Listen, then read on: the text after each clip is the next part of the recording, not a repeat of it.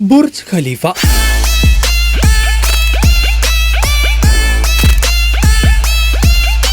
ദുബായിയുടെ ചക്രവാളത്തിൽ ഗാംഭീര്യത്തോടെ തല ഉയർത്തി ആകാശത്തെ ചുംബിച്ചു നിൽക്കുന്ന ലോകത്തിലെ ഏറ്റവും ഉയരം കൂടിയ കെട്ടിടം ഇന്ന് ആ അത്ഭുത നിർമ്മിതി പറഞ്ഞിട്ട് 15 വർഷം പൂർത്തിയായിരിക്കുന്നു.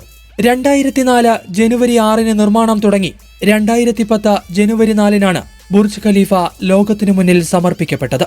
ഇന്ന് ഗൾഫ് നാടുകളിലെ അഭിമാന പ്രതീകങ്ങളിലൊന്നാണ് ഈ അമ്പരചുംബി. 828 മീറ്ററാണ് ബുർജ് ഖലീഫയുടെ ഉയരം. 164 നിലകളുണ്ട് ഈ കെട്ടിടത്തിന്. ഇതിൽ 9 നിലകൾ മെയിന്റനൻസ് ഫ്ലോറുകളായാണ് പ്രവർത്തിക്കുന്നത്.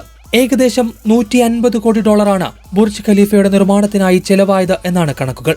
ബുർജ് ദുബായ് എന്ന പേരിലായിരുന്നു ഇതിന്റെ നിർമ്മാണം തുടങ്ങിയത്. പിന്നീട് സാമ്പത്തിക പ്രതിസന്ധിയുടെ കാലത്ത് കെട്ടിട നിർമ്മാണത്തിന് ഞെരുക്കം അനുഭവപ്പെട്ടു.